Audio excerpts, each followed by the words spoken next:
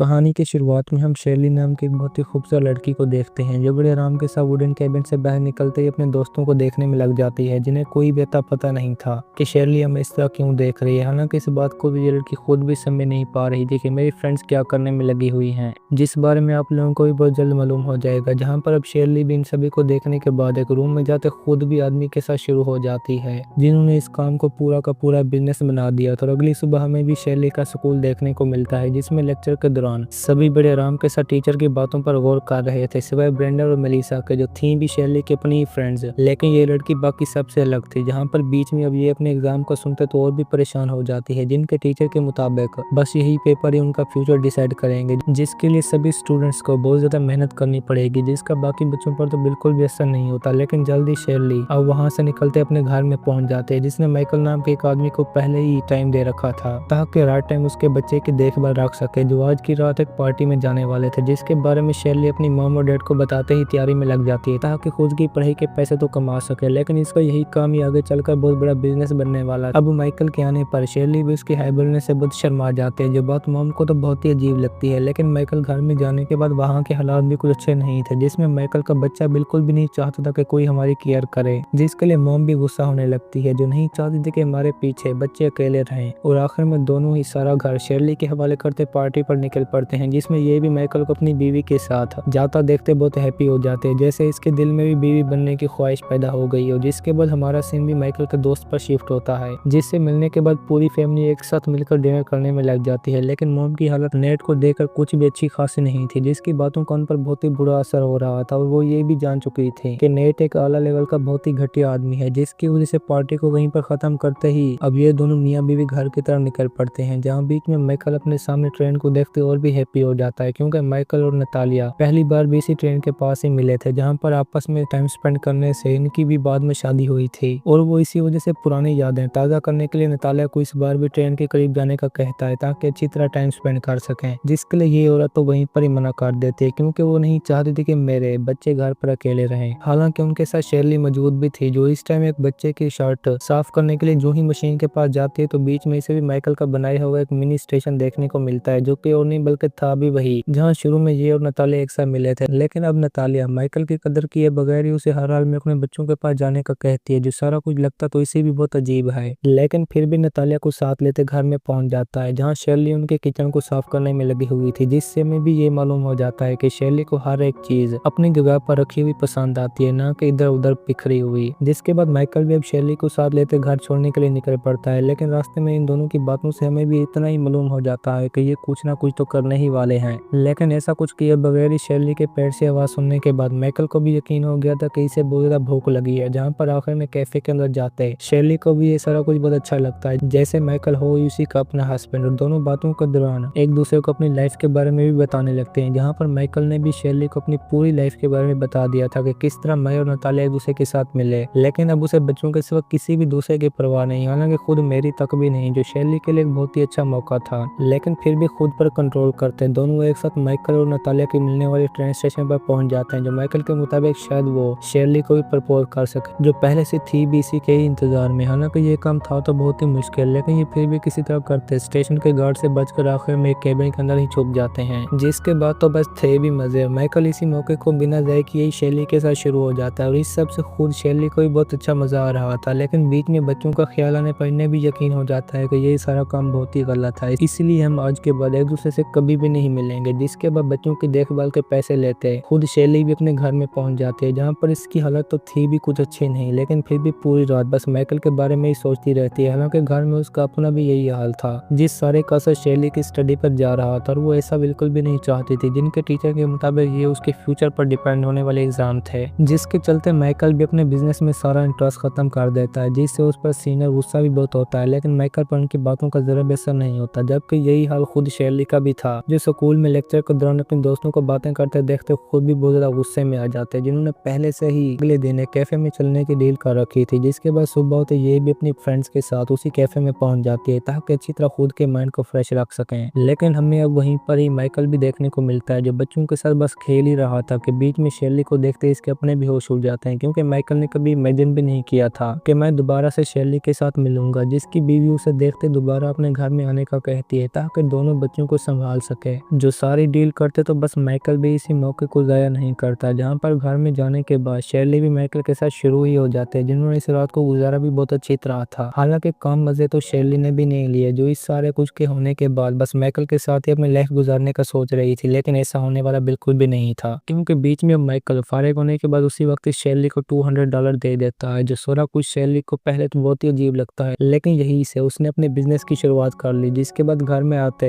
वो इन सभी पैसों को अपने बेड के नीचे रख देती है ताकि और भी ज्यादा कमा सके। जबकि दूसरी तरफ तो माइकल खुद भी डर के मारे घर में एंटर होते हैं, अपने कपड़े साफ करने में लग जाता है ताकि नतालिया को इस सब के बारे में जरा भी मालूम ना हो। जिस बारे में सुबह होते शेरली अपनी दोस्त मेलिसा को भी बता देती है कि मुझे पिछले दिन बच्चों की देखभाल के $200 मिले। जिस सब पर यकीन करना तो उसके लिए बहुत ही मुश्किल था, लेकिन जल्दी असल वजह मालूम होते वो भी शेरली के साथ इस काम को करने का कहती है ताकि वो इस तरह कमाए हुए पैसों से अपना एडमिशन एक बहुत ही अच्छी यूनिवर्सिटी में ले सके। जहाँ पर अगली बार अब माइकल भी शेरली के साथ टाइम स्पेंड करते जो ही बाहर जाने लगता है तो उसने अपने दोस्त नेट को भी सबके बारे में बता दिया था कि मैं अपने मन को हल्का करने के लिए यही कुछ करता हूँ। जिसके बाद नेट कह रहा था लड़की मांगने पर वो इसका इंतजाम भी शेरली के जिम्मे लगा देता है ताकि वो किसी और लड़की को नेट के लिए बुला सके, जिसके बारे में वो मेलिसा से कहते ही वहां पर जाने का कहती है ताकि वो भी पैसे कमा सके। जिसके बाद नेट के घर से फारिग होते वो जो ही मेलिसा को छोड़ने के लिए घर से बाहर निकलता है तो बीच में इन दोनों ने भी अपना काम रास्ते में शुरू कर दिया। जबकि शेरली इस बात से डरी हुई तो बहुत ही ज्यादा थी, लेकिन फिर भी मेलिसा के आने के बाद इसकी सांस में सांस आती है। जो इस काम को करने के बदले में मेलिसा से भी 20% देने का कहती है, क्योंकि बिजनेस तो बस बिजनेस ही है। जिसके लिए मेलिसा भी बिना कुछ कहे शेरली की बात मान जाती है। जहाँ पर अब आहिस्ता से इनके क्लाइंट में भी इजाफा होने लगता है, जिनको अटेंड कर पाना मेलिसा और शेरली के लिए बहुत ही मुश्किल था। जिसकी वजह से दोनों एक साथ अपनी दोस्त ब्रेंडा को इस सब में शामिल होने का कहती हैं ताकि वो भी हमारे साथ पैसे कमा सके। जिससे पब में जाने के बाद मेलिसा बात करते ही राजी कर लेती है और इस बार भी सेम पहले की तरह वो आदमी ब्रेंडा को घर से लेकर जो ही गाड़ी में काम शुरू करने लगता है तो इसने ऐसा कुछ कभी इमेजिन भी नहीं किया था। और वो आदमी भी ब्रेंडा के मना करने के बाद डर के मारे उससे बस बातें ही करने लग जाता है। जिसके बाद दोनों एक साथ बातें करने लगते हैं, लेकिन बीच में बातों के दौरान ब्रेंडा भी उस आदमी से मुतमईन होकर शुरू हो जाती है और वो यही सब कुछ वापस आने के बाद शेरली को भी बता देती है कि अगली दफा मुझे कब जाना होगा। जिसके बाद एक एक करते खुद शेरली का बिजनेस भी बढ़ता जा रहा था, लेकिन इस सब की खबर माइकल को बिल्कुल भी नहीं थी कि शेरली मेरे अलावा दूसरे आदमियों के साथ भी मिलती है, जिसे इस बार पब से बाहर आते ब्रेंडा का भाई साथ लेते घर में छोड़ देता है। लेकिन बीच में रूम के अंदर माइकल भी पहले से उसी के इंतजार में था। जिसके आने के बाद तो बस दोनों ही शुरू हो जाते हैं, लेकिन बीच में फादर के आने पर अब माइकल को भी बेड के नीचे ही छुपना पड़ता है। जिसका बाप अब ब्रेंडा के भाई को देखते ही उसके बारे में पूछने लगता है कि अगर तुम्हें वो पसंद है तो बात करूं, लेकिन शेरली इस सब के लिए फौरन ही मना कर देती है। जहां पर अब माइकल को भी उसके पैसे देखकर बहुत बड़ा शक हो गया था कि शेरली के पास इतने ज्यादा पैसे कहां से आए, और वो इस तरह से माइकल के अंदर भी इंटरेस्ट खत्म करती जा रही थी, जो बात उसे बिल्कुल भी पसंद नहीं आती। हालांकि जिस टाइम पर वो शेरली को फोन करता है तो वो भी दूसरे क्लाइंट को टाइम देने में बिजी थी, जिसकी वजह से अब इनकी टीम भी पूरे स्कूल की सबसे पैसों वाली थी। लेकिन अंदर किसी को भी पता नहीं था कि इनके पास इतने सारे पैसे कहां से आ रहे हैं। ऊपर से तो खुद शेरली ने भी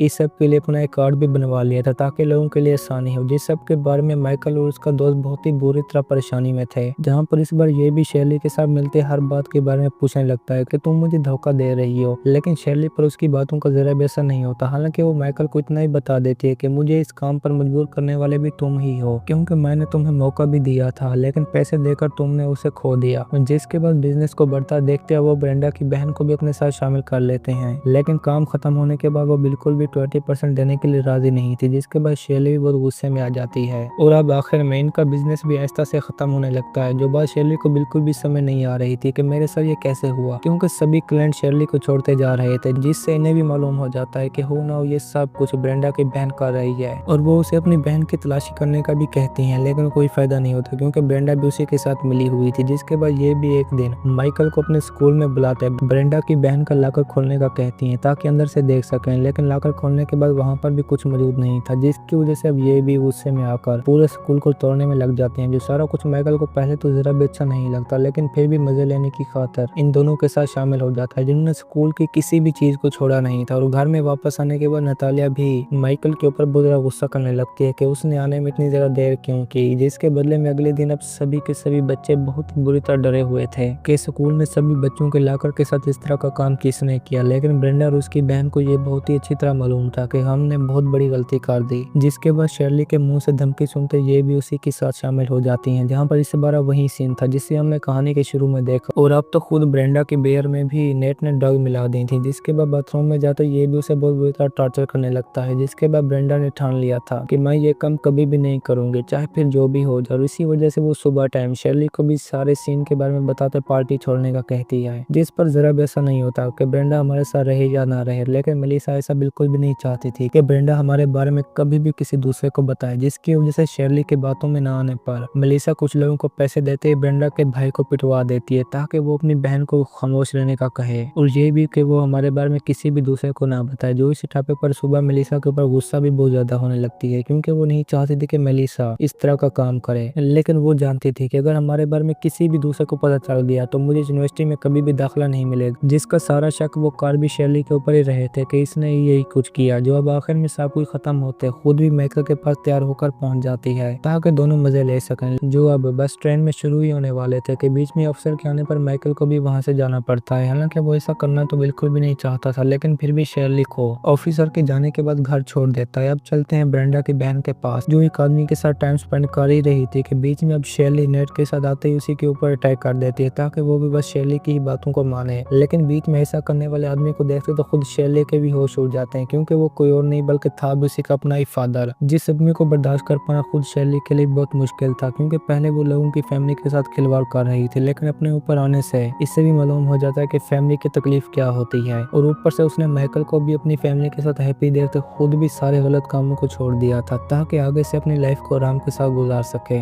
और इसी के साथ हमारी आज की ये कहानी खत्म होती है। दोस्तों, अगर आपको हमारी कहानी पसंद आई हो तो वीडियो को लाइक, शेयर और चैनल को सब्सक्राइब जरूर कीजिए।